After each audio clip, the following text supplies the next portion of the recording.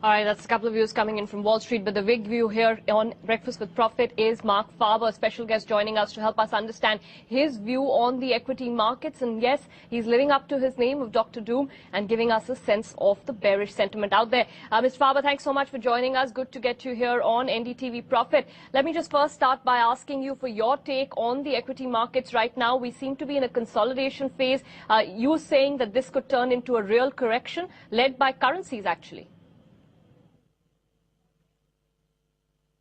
Yes, first of all, I don't think one should only look at indices, but very clearly a lot of stocks are today no higher than they were in May, like the oil shares. Resource stocks are by and large down from the peak in May, June of this year. So some correction has been underway already, and also in global markets we have corrections, like China is now down almost 20% from the peak and is no higher than in June. So I think that after this huge run-up in stock prices we had between March 6th, which was the low for the S&P 500, and June, since then the market has continued to go up. But the big move was between March and June, 43%, and after that we just went up 7%. I'd also like to point out that the euro has been trading in a very narrow range against the US dollar. Since June, we are at the same level, essentially around 143. And I believe in the next 10 days to 2 weeks, we'll get big moves in markets. And I wouldn't be surprised if the dollar would, for a change, strengthen, and equity markets would correct, and possibly quite meaningfully so. Dr. Faber, but what exactly is the rationale behind this call that you're giving us on the dollar and hence the equity markets? What's changed now that you're compelled to make this change in your directional call? We had a tremendous rally in equities from the March lows to around the June 15. And after that, equity markets continued to go up, but at a much slower rate. In other words, between March and June in the U.S., we went up by 43%, and since then we're up another 7%. In other words, the rate of increase has diminished. At the same time, the U.S. dollar, which was very weak between the end of February and June of this year, has traded in a very narrow range against the euro up to this very date. Up to this very date, from June, we are flat against the euro, despite of the fact that there have been a lot of negative comments about the US dollar and so forth. Now what we have is extreme optimism among investors and economists about the outlook for the economy and about the stock market, and extreme pessimism about the US dollar. And therefore, for the next 4 weeks or even 3 months, it's possible that equities will disappoint, that the correction that is going to happen is more severe than is anticipated, and some markets have already corrected by 20%, like China, and some stocks are already down by 10, 15, 20%, and that at the same time the US dollar rebounds somewhat. Dr. Faber, it's also surprising that the markets are actually correcting when fundamentals are actually looking a lot better now. How do fundamentals actually compare to the recent run-up that we've seen in equity markets?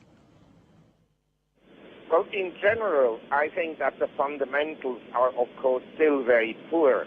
They are somewhat better than at the trough of the economy in March, April of this year.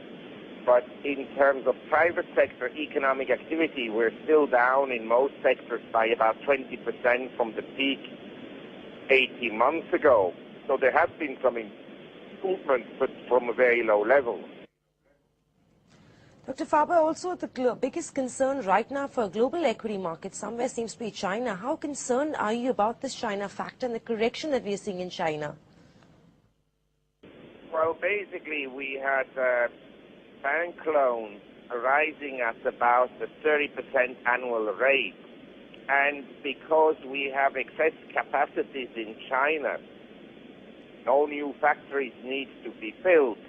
so the excess liquidity that was injected by the government, and don't forget the Chinese stimulus packages, are as a percent of the economy the largest in the world.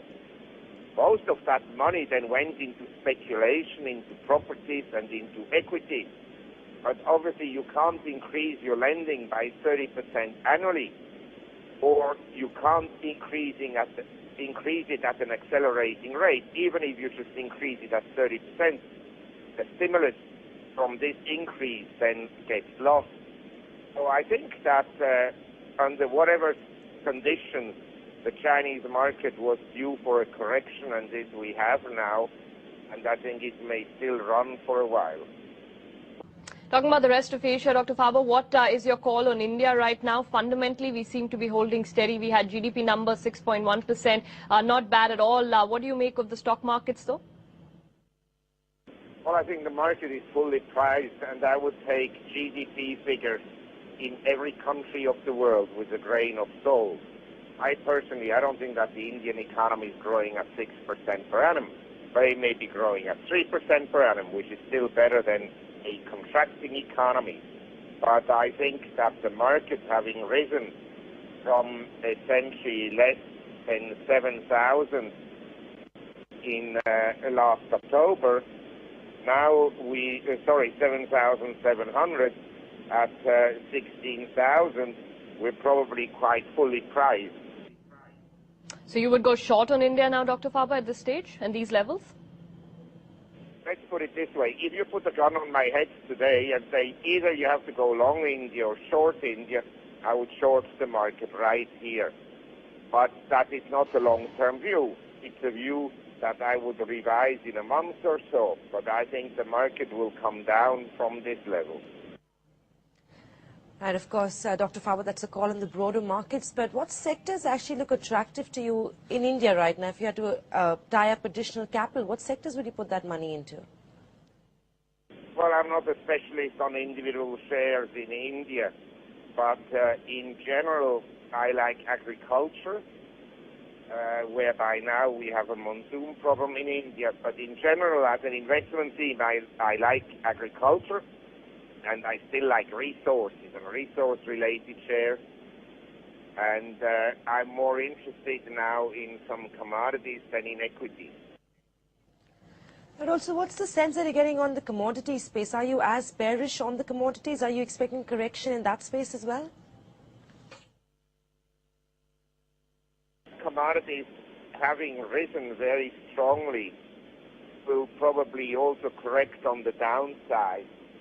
But I don't see new lows in the CRB index, which declined from a peak in July 2008 from 473 to less than 200. I don't think we'll go and make new lows. And I'd like to point out that it's very difficult to develop new oil fields and new copper mines, and that there is a genuine kind of a shortage of some commodities. And so each commodity has to be looked at separately. But there are two commodities that strike me as being very inexpensive. One is obviously natural gas, not suggesting that natural gas will go up immediately, but I think we are reaching a major low in natural gas, and I think also hogs are getting into a buying range. On the other hand, one of our prime recommendations, which was sugar, I think is getting pricey. I think it may still go up, but it's not a commodity I would now go and buy. All right, Dr. Faber, one last question before we let you go. We've talked about equities, we've talked about commodities, the other asset class, fixed income. There are those who are saying that at this time, perhaps fixed income also gives you a decent place to park your money. Would you look at that, even if it's on the corporate fixed income side rather than the government fixed income? I'm not particularly interested in fixed income securities, although I own quite a lot of corporate bonds, which I bought over the winter months because at that time credit spreads were very wide. Now they narrowed, and so I don't think that the bond market is terribly attractive. I think in general we are in a period where volatility will increase, and where maybe it's better to take small positions and stand on the side and look at new investment opportunities when they will arise.